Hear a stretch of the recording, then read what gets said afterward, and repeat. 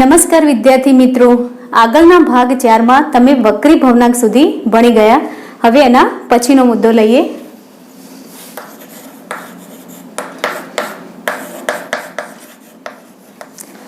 આ રીતનો પ્રશ્ન છે, કાચના લંબઘન ચોસલા એટલે કે સ્લેબમાં થતું પ્રકાશનું વક્રીભવન સમજાવી પાર્શ્વીય સ્થાનાંતર એટલે કે લેટરલ શિફ્ટ વિશે માહિતી આપો. તો આના માટે કાચનું લંબઘન લો અને કાચના લંબઘનને ડ્રોઈંગ પેપર પર મૂકી પેન્સિલની મદદથી એની ધાર નોંધી લો. તો એની નીચેની લંબચોરસ ધાર દોરી શકાશે, જે આ મુજબ થશે.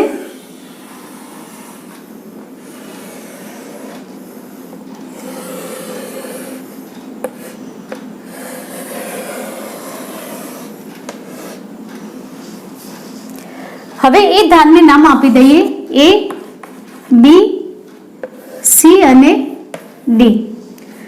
હવે 4 એક સમાન ટાંકણીઓ લો.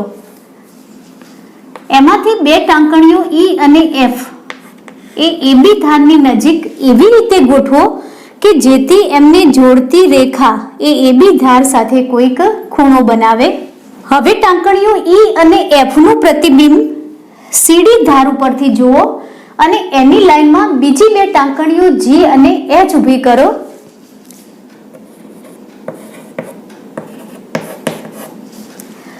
અને આ 2 ટાંકણીઓ G અને H એવી રીતે ઊભી કરો કે જેથી E, F, G અને H એક સીધી લાઈનમાં દેખાય.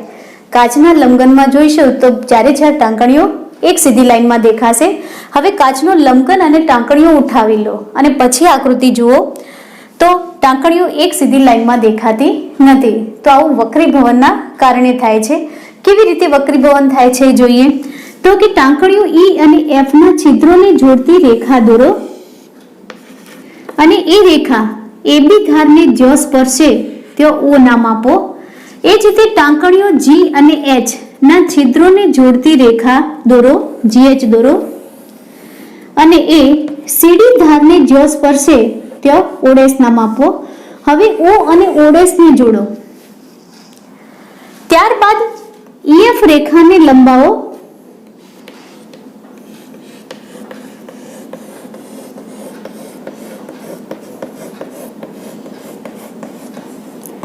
P સુધી લંબાવો. તો આ આપાત કિરણની દિશા છે.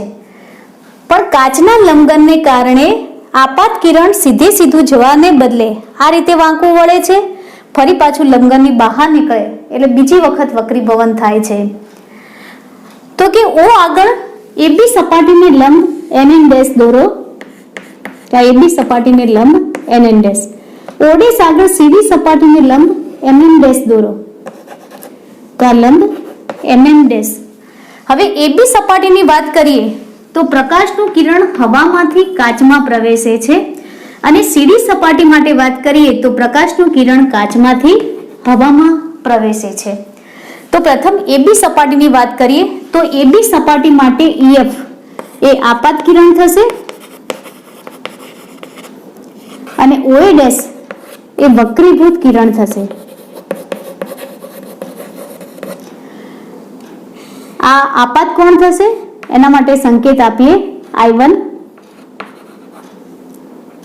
અને વક્રીભૂત કિરણ એ સપાટીને દોરેલ લંબ સાથે બનાવેલો ખૂણો, તો એને વક્રીભૂત કોણ R1 કહીશું. તો આ વક્રીભૂત કોણ R1, આ આપાત કોણ I1. હવે AB સપાટી માટે પ્રકાશનું કિરણ હવામાંથી કાચમાં પ્રવેશે છે તો એ સીધું જવાને બદલે થોડું લંબ તરફ વાંકું વળે. તો જ્યારે પ્રકાશનું કિરણ પ્રકાશીય પાતળા માધ્યમમાંથી પ્રકાશીય ઘટ માધ્યમમાં દાખલ થાય ત્યારે લંબ તરફ વાંકું વળે છે. હવે CD સપાટીની વાત કરીએ તો CD સપાટી માટે OA' એ આપાત કિરણ થશે અને GH એ વક્રીભૂત કિરણ થશે. તો પછી આ આપાત કોણ I2 થશે અને આ વક્રીભૂત કોણ R2 થશે. હવે CD સપાટી માટે પ્રકાશનું કિરણ કાચમાંથી હવામાં જાય છે એટલે કે ઘટ માધ્યમમાંથી પાતળા માધ્યમમાં જાય છે એટલે લંબથી દૂર વાંકું વળે છે. તો જ્યારે પ્રકાશનું કિરણ ઘટ માધ્યમમાંથી પાતળા માધ્યમમાં જાય ત્યારે લંબથી દૂર વાંકું વળે છે. તો આ બીજું વક્રીભવન છે. AB સપાટી પર પ્રથમ વખત વક્રીભવન થાય અને CD સપાટી પર બીજી વખત વક્રીભવન થાય છે. તો કાચના સ્લેબમાં 2 વખત વક્રીભવન થાય છે, એટલે કે પ્રકાશનું કિરણ 2 વખત વાંકું વળે છે. પ્રથમ આ રીતે વાંકું વળે, બહાર નીકળે ત્યારે આ રીતે વાંકું વળે છે. તો સમગ્ર કાચના લંબઘન માટે EF એ આપાત કિરણ છે,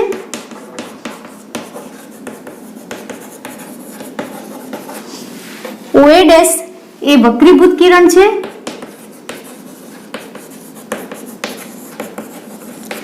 અને GH એ નિર્ગમન કિરણ છે. બહાર નીકળતું કિરણ એને નિર્ગમન કિરણ કહીશું. તો GH એ નિર્ગમન કિરણ છે. સમગ્ર લંબઘન માટે I1 આપાત કોણ,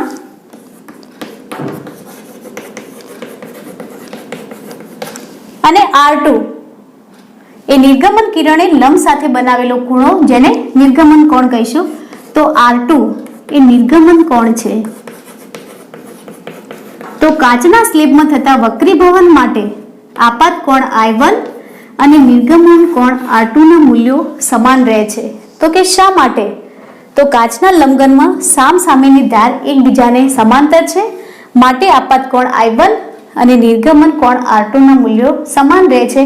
કે જો આપાત કોણ 45 અંશનો હોય તો નિર્ગમન કોણ પણ 45 અંશનો થાય. હવે આ EP એ આપાત કિરણની દિશા છે. તો પ્રકાશનું કિરણ સીધું જતું નથી, પણ કાચના લંબઘનમાં આ રીતે 2 વખત વાંકું વળી અને બહાર નિર્ગમન પામે છે. તો કે નિર્ગમન કિરણ એ આપાત કિરણની દિશામાં નથી, પરંતુ આપાત કિરણની દિશાને સમાંતર છે. તો કે કેટલું સમાંતર છે? તો કે OL જેટલું. તો OL જેટલું સમાંતર છે, અને આ OL ને પાર્શ્વીય સ્થાનાંતર અથવા એને લેટરલ શિફ્ટ કહેવાય છે. તો આમ કાચના સ્લેબમાં થતું પ્રકાશના વક્રીભવનમાં નિર્ગમન કિરણ એ આપાત કિરણથી OL જેટલું દૂર ખસે છે. આ OL જેટલા અંતરને પાર્શ્વીય સ્થાનાંતર અથવા એને લેટરલ શિફ્ટ તરીકે ઓળખવામાં આવે છે. હવે એના પછીની થિયરી લઈએ.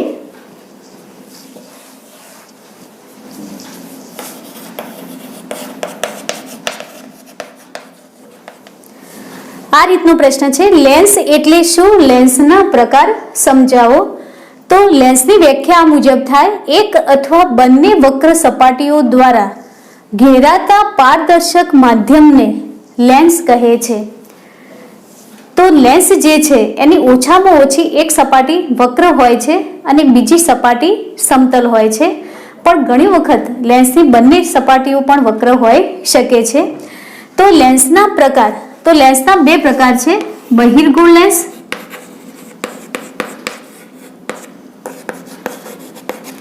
અને બીજો પ્રકાર અંતર્ગોળ લેન્સ.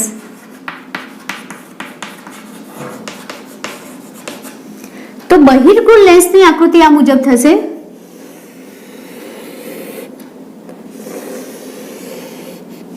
આ બહિર્ગોળ લેન્સ છે જેની બંને વક્ર સપાટી બહારની તરફ ઉપસેલી છે. ઘણી વખત આ ટાઈપનો બહિર્ગોળ લેન્સ પણ જોવા મળે. એક સપાટી વક્ર હોય અને એક સપાટી સમતલ હોય, અને લેન્સ એ પારદર્શક માધ્યમ છે. તો જો બંને વક્ર સપાટી બહારની તરફ ઉપસેલી હોય તો એના દ્વિબહિર્ગોળ લેન્સ, દ્વિબહિર્ગોળ લેન્સ અથવા ઉભયોતલ લેન્સ કહેવામાં આવે છે. પરંતુ પુસ્તકમાં આ લેન્સની જ વાત આવે છે અને એના માટે ફક્ત બહિર્ગોળ લેન્સ એવો શબ્દ વાપરેલો છે, દ્વિબહિર્ગોળ લેન્સ એવો શબ્દ વાપરેલો નથી. હવે બહિર્ગોળ લેન્સને અભિસારી લેન્સ કહે છે. તો કે શા માટે? તો બહિર્ગોળ લેન્સ ઉપર પ્રકાશના સમાંતર કિરણો આપાત કરીએ તો લેન્સમાં વક્રીભવન પામી અને કોઈ એક જગ્યાએ કેન્દ્રિત થાય છે, એટલે કે અભિશ્રુત થાય છે. કેન્દ્રિત થવા એનો મતલબ કે અભિશ્રુત થાય છે. તો પ્રકાશના કિરણોને અભિશ્રુત કરવાની ક્ષમતા ધરાવે છે, માટે એને અભિસારી લેન્સ કહે છે. હવે અંતર્ગોળ લેન્સ, તો અંતર્ગોળ લેન્સ આ મુજબનો થશે.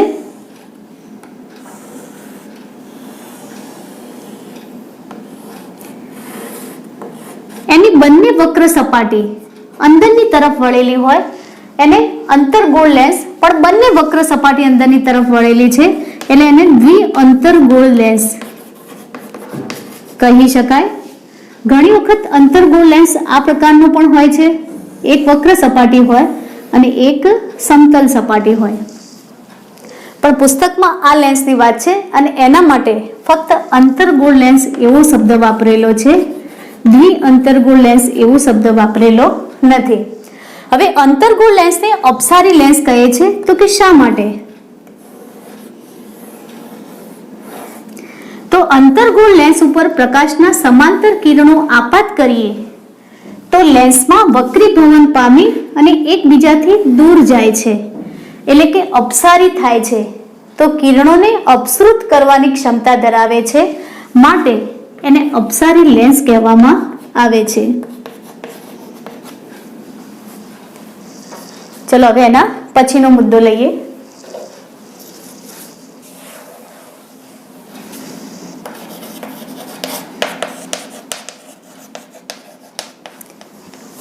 આ રીતનો પ્રશ્ન છે, લેન્સના સંદર્ભમાં વપરાતા નીચેના પદો સમજાવો. તો 7 પદો સમજાવવાના છે. પ્રકાશીય કેન્દ્ર, વક્રતા કેન્દ્ર, વક્રતા ત્રિજ્યા, મુખ્ય અક્ષ, લેન્સનું મુખ, મુખ્ય કેન્દ્ર અને કેન્દ્ર લંબાઈ. તો આ બહિર્ગોળ લેન્સ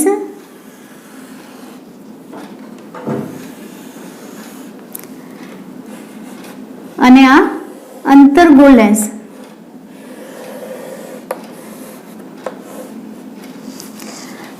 તો પ્રથમ પદ લઈએ, પ્રકાશીય કેન્દ્ર. તો લેન્સના મધ્ય બિંદુને પ્રકાશીય કેન્દ્ર કહેવાય છે. તો આ લેન્સનું મધ્ય બિંદુ અહીંયા થશે, જેને O નામ આપીએ, અને આ લેન્સનું મધ્ય બિંદુ અહીંયા થશે, તો એને O નામ આપીએ. તો લેન્સના મધ્ય બિંદુને પ્રકાશીય કેન્દ્ર અથવા ઓપ્ટિકલ સેન્ટર O તરીકે ઓળખવામાં આવે છે. હવે બીજું પદ લઈએ, વક્રતા કેન્દ્ર. તો આ બહિર્ગોળ લેન્સ, તેની 2 સપાટીઓ વક્ર છે અને બંને સપાટીઓ ઉપરથી પ્રકાશનું વક્રીભવન થઈ શકે. તો લેન્સની બંને વક્રીભવનકારક સપાટીઓ, તો આ વક્રીભવનકારક સપાટી લઈએ તો આ મુજબ કાલ્પનિક ગોળો બને, અને આ વક્રીભવનકારક સપાટી લઈએ તો આ મુજબ કાલ્પનિક ગોળો બનશે. તો લેન્સની બંને વક્રીભવનકારક સપાટીઓ, આ સપાટીથી આ કાલ્પનિક ગોળો બને અને આ વક્ર સપાટીથી આ મુજબ કાલ્પનિક ગોળો બને. તો લેન્સની બંને વક્રીભવનકારક સપાટીઓ જે કાલ્પનિક ગોળાના ભાગ છે એ ગોળાના કેન્દ્રો, તો આ ગોળાનું કેન્દ્ર C1 થશે અને આ ગોળાનું કેન્દ્ર C2 થશે. તો એને આપણે લેન્સના વક્રતા કેન્દ્રો કહીએ છીએ. તો લેન્સને 2 વક્ર સપાટીઓ છે એટલે એના વક્રતા કેન્દ્રો પણ 2 થશે, C1 અને C2. હવે આકૃતિમાં દર્શાવીએ તો આ લેન્સનું વક્રતા કેન્દ્ર C1 અને બીજું વક્રતા કેન્દ્ર C2. એ જ રીતે અંતર્ગોળ લેન્સ,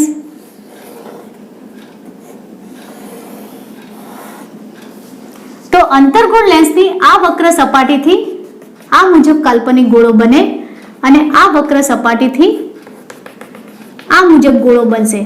તો લેન્સની બંને વક્રીભવનકારક સપાટી જે કાલ્પનિક ગોળાના ભાગ છે એનું કેન્દ્ર C1 અને આનું કેન્દ્ર C2. તો એ ગોળાના કેન્દ્રોને વક્રતા કેન્દ્રો કહેવાય છે. તો અંતર્ગોળ લેન્સને પણ 2 વક્રતા કેન્દ્રો છે, C1 અને બીજું વક્રતા કેન્દ્ર C2. હવે વક્રતા ત્રિજ્યા.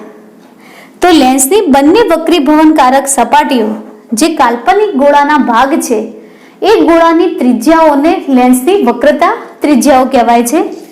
તો આ પ્રથમ ગોળાની ત્રિજ્યા થાય R1 અને આ બીજા ગોળાની ત્રિજ્યા થશે R2. તો લેન્સને 2 વક્રતા ત્રિજ્યાઓ છે, R1 અને R2. એ જ રીતે અંતર્ગોળ લેન્સ માટે પણ આ પ્રથમ ગોળાની ત્રિજ્યા R1 આ બીજા ગોળાની ત્રિજ્યા r2. તો લેન્સની બંને વક્રીભવનકારક સપાટીઓ જે કાલ્પનિક ગોળાના ભાગ છે એ ગોળાઓની ત્રિજ્યાને લેન્સની વક્રતા ત્રિજ્યાઓ કહેવાય છે. તો લેન્સની બે વક્રતા ત્રિજ્યાઓ છે r1 અને r2. મુખ્ય અક્ષ તો લેન્સના વક્રતા કેન્દ્રો C1 અને C2 ને જોડતી કાલ્પનિક રેખા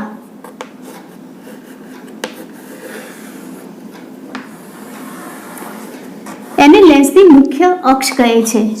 તો આ લેન્સની મુખ્ય અક્ષ. તો મુખ્ય અક્ષ એટલે C1 C2 રેખા. તો એ જ રીતે અંતર્ગોળ લેન્સ માટે પણ C1 C2 ને જોડતી રેખા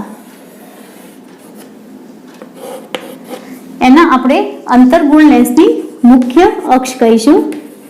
વ્યાખ્યા મુજબ થાય લેન્સના વક્રતા કેન્દ્રો C1 અને C2 ને જોડતી કાલ્પનિક રેખાને લેન્સની મુખ્ય અક્ષ C1 C2 રેખા કહે છે. હવે લેન્સનું મુખ તો લેન્સની વર્તુળાકાર સપાટીઓના ધારના વ્યાસને લેન્સનું મુખ કહે છે. તો લેન્સનું મુખ mm. એ જ રીતે અંતર્ગોળ લેન્સ માટે પણ લેન્સની વક્રાકાર સપાટીઓની ધારનો વ્યાસ તો એને લેન્સનું મુખ mm કહીશું. અરીસા માટે દર્પણ મુખ બોલાય, લેન્સ માટે મુખ શબ્દ બોલાય છે. હવે એના પછી મુખ્ય કેન્દ્ર.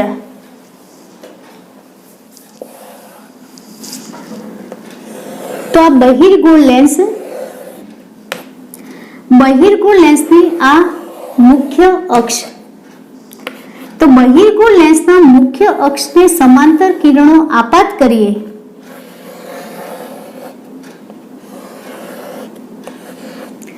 તો એ લેન્સમાં વક્રીભવન પામી અને કોઈ એક બિંદુએ કેન્દ્રિત થાય છે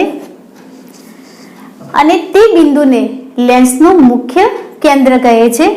તો જો લેન્સની બંને સપાટી ઉપરથી પ્રકાશનું વક્રીભવન થાય છે, જો તમે આ બાજુથી કિરણો આપાત કરો તો લેન્સનું મુખ્ય કેન્દ્ર આ બાજુ મળે અને જો લેન્સમાં તમે વિરુદ્ધ બાજુએથી કિરણો આપાત કરો છો તો પછી વક્રીભવન થઈ અને કેન્દ્ર આગળની બાજુ મળે.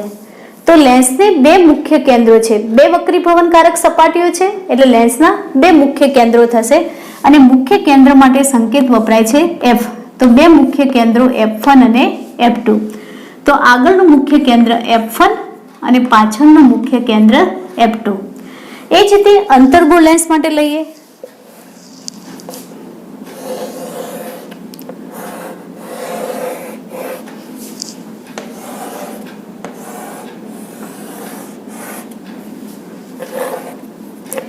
અંતર્ગોળ લેન્સની આ મુખ્ય અક્ષ.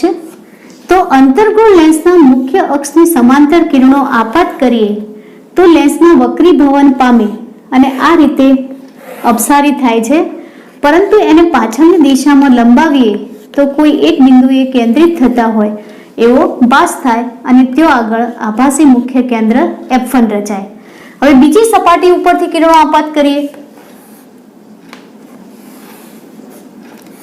તો પછી લેન્સમાં વક્રીભવન પામી કિરણો આમ જશે પણ પાછળની દિશામાં લંબાવીએ તો કોઈ એક બિંદુએ કેન્દ્રિત થતા હોય એવો ભાસ થાય અને ત્યો આગળ આભાસી મુખ્ય કેન્દ્ર F2 રચાય. તો આ રીતે અંતર્ગોળ લેન્સ માટે પણ બે મુખ્ય કેન્દ્રો રચાય છે F1 અને F2. હવે મુખ્ય કેન્દ્ર F1 એ વક્રતા કેન્દ્ર C1 થી અડધા અંતરે હોય છે.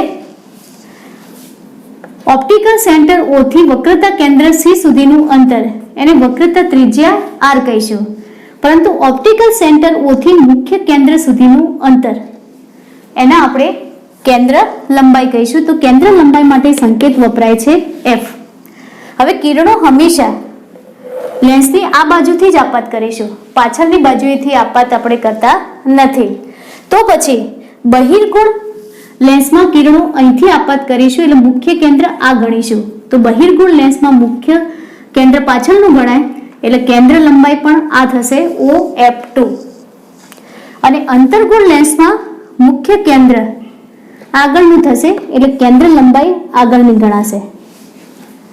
તો બહિર્ગોળ લેન્સમાં કેન્દ્ર લંબાઈ OF2 કહેવાય અને અંતર્ગોળ લેન્સમાં કેન્દ્ર લંબાઈ OF1 એટલે ઓપ્ટિકલ સેન્ટર O થી મુખ્ય કેન્દ્ર સુધીનું અંતર એને આપણે લેન્સની કેન્દ્ર લંબાઈ કહીએ છીએ. ચલો હવે એના પછીનો મુદ્દો લઈએ.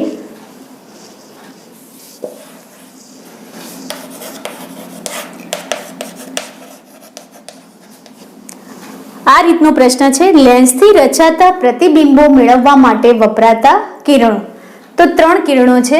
પ્રથમ મુખ્ય અક્ષને સમાંતર કિરણ, મુખ્ય અક્ષને સમાંતર કિરણ. તો મુખ્ય અક્ષને સમાંતર કિરણ લેન્સમાં વક્રીભવન પામી, લેન્સમાં વક્રીભવન પામી મુખ્ય કેન્દ્રમાંથી પસાર થશે, મુખ્ય કેન્દ્રમાંથી પસાર થશે. તો પ્રથમ બહિર્ગોળ લેન્સમાં જોઈએ, પછી અંતર્ગોળ લેન્સમાં. તો આ બહિર્ગોળ લેન્સ, બહિર્ગોળ લેન્સની આ મુખ્ય અક્ષ, આ એનું મુખ MN, વચ્ચે મધ્યમાં લીટી દોરવાની અને ત્યાંથી વક્રીભવન બતાવવાનું. આ એનું ઓપ્ટિકલ સેન્ટર O, આ મુખ્ય કેન્દ્ર F1, આ વક્રતા કેન્દ્ર C1. પરંતુ વક્રતા કેન્દ્ર C1 હવે નહીં લખીએ. આ કેન્દ્ર લંબાઈ F1, આ એનાથી બમણું અંતર, એટલે પછી અહીંયા 2F1 લખીશું. એટલે વક્રતા કેન્દ્ર C1 નું જે સ્થાન છે એ કેન્દ્ર લંબાઈથી બમણું અંતર કહેવાય. હવે આ બાજુ મુખ્ય કેન્દ્ર F2, એનાથી બમણું અંતર કે જે વક્રતા કેન્દ્ર C2 નું સ્થાન છે તે આપણે 2F2 લખીશું. હવે મુખ્ય અક્ષને સમાંતર કિરણ લઈએ. તો આ મુખ્ય અક્ષને સમાંતર કિરણ વચ્ચેની લીટીથી વક્રીભવન બતાવવાનું મધ્યમાંથી. તો મુખ્ય અક્ષની સમાંતર કિરણ લેન્સમાં વક્રીભવન પામી અને મુખ્ય કેન્દ્ર F2 માંથી પસાર થશે. એ જ રીતે અંતર્ગોળ લેન્સમાં લઈએ.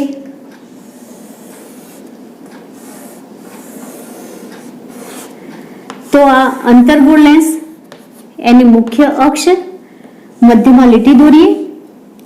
આ એનું મુખ MN, આ એનું ઓપ્ટિકલ સેન્ટર O, મુખ્ય કેન્દ્ર F1, એનાથી બમણું અંતર 2F1, મુખ્ય કેન્દ્ર F2, એનાથી બમણું અંતર 2F2.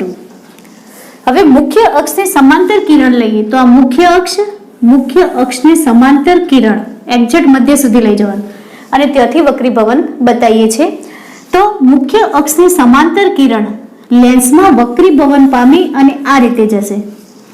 પણ જો એને પાછળની દિશામાં લંબાવીએ તો મુખ્ય કેન્દ્રમાંથી નીકળતું હોય એવો આભાસ થાય. તો લેન્સના મુખ્ય અક્ષને સમાંતર કિરણ પસાર કરીએ તો એ લેન્સમાં વક્રીભવન પામી અને મુખ્ય કેન્દ્રમાંથી પસાર થશે. બીજું કિરણ, મુખ્ય કેન્દ્રમાંથી નીકળતું કિરણ લઈએ. મુખ્ય કેન્દ્રમાંથી નીકળતું કિરણ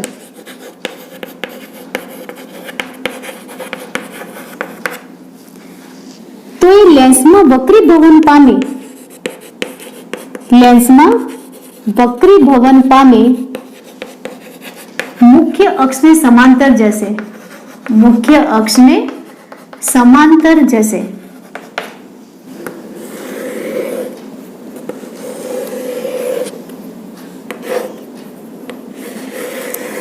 બહિર્ગોળ લેન્સ, બહિર્ગોળ લેન્સની આ મુખ્ય અક્ષ, આ એનું મુખ MN, ઓપ્ટિકલ સેન્ટર O, મુખ્ય કેન્દ્ર F1, એનાથી બમણું અંતર 2F1, મુખ્ય કેન્દ્ર F2, એનાથી બમણું અંતર 2F2. હવે મુખ્ય કેન્દ્રમાંથી નીકળતું કિરણ લઈએ. તો મુખ્ય કેન્દ્ર F1 માંથી નીકળતું કિરણ લઈએ તો એ લેન્સમાં વક્રીભવન પામી અને મુખ્ય અક્ષને સમાંતર જશે. અંતર્ગોળ લેન્સમાં લઈએ.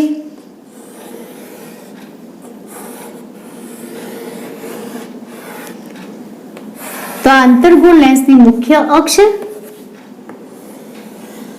આ એનું મુખ MN, આ એનું ઓપ્ટિકલ સેન્ટર O, મુખ્ય કેન્દ્ર F1 એનાથી બમણું અંતર 2F1, મુખ્ય કેન્દ્ર F2 એનાથી બમણું અંતર 2F2. હવે મુખ્ય કેન્દ્રમાંથી નીકળતું કિરણ લઈએ તો મુખ્ય કેન્દ્ર F1 એમાંથી નીકળતું કિરણ લઈએ તો એ લેન્સમાં વક્રીભવન પામી અને મુખ્ય અક્ષને સમાંતર જશે. તો બીજું કિરણ લેન્સના મુખ્ય કેન્દ્રમાંથી નીકળતું કિરણ લઈએ તો એ લેન્સમાં વક્રીભવન પામી મુખ્ય અક્ષને સમાંતર જાય છે. પ્રથમ મુખ્ય અક્ષને સમાંતર લઈએ તો મુખ્ય કેન્દ્રમાંથી નીકળે, મુખ્ય કેન્દ્રમાંથી નીકળતું કિરણ લઈએ તો વક્રીભવન પામી અને મુખ્ય અક્ષને સમાંતર જાય છે. ત્રીજું કિરણ લઈએ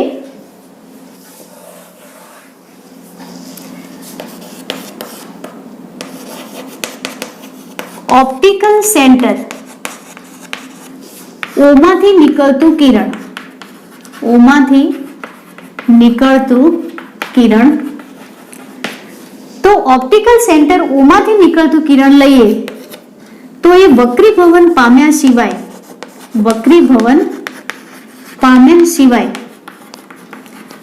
સીધું જ પસાર થઈ જશે. તો બહિર્ગોળ લેન્સની આ મુખ્ય અક્ષ,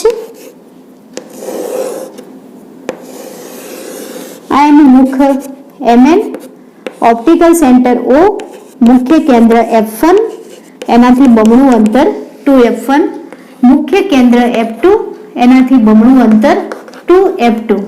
તો ઓપ્ટિકલ સેન્ટર O માંથી પસાર થતું કિરણ લઈએ તો એ કિરણ વક્રીભવન પામ્યા સિવાય સીધું જ પસાર થઈ જશે, એટલે કે વક્રીભવન પામતું નથી. એ જ રીતે અંતર્ગોળ લેન્સમાં લઈએ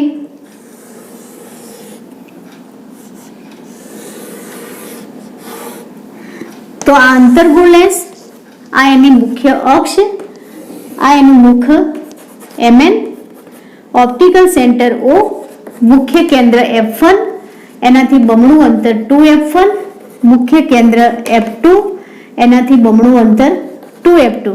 ઓપ્ટિકલ સેન્ટર O માંથી નીકળતું કિરણ લઈએ તો એ વક્રીભવન પામ્યા સિવાય સીધું જ પસાર થઈ જશે. તો ત્રીજું કિરણ ઓપ્ટિકલ સેન્ટર O માંથી નીકળતું કિરણ લેન્સમાં વક્રીભવન પામ્યા સિવાય સીધું જ પસાર થઈ જાય છે. તો લેન્સથી રચાતા પ્રતિબિંબો મેળવવા માટે 3 કિરણો ઉપયોગી છે: મુખ્ય અક્ષને સમાંતર કિરણ, મુખ્ય કેન્દ્રમાંથી નીકળતું કિરણ અને ઓપ્ટિકલ સેન્ટર O માંથી નીકળતું કિરણ. તો પ્રતિબિંબ રચવા માટે આમાંથી ગમે તે 2 કિરણો વાપરી શકાય. તો વિદ્યાર્થી મિત્રો, આ પ્રકરણનો ભાગ 5 અહીં પૂર્ણ કરીએ છીએ અને હવે એના પછીના ભાગમાં લેન્સથી રચાતા પ્રતિબિંબો જોઈશું.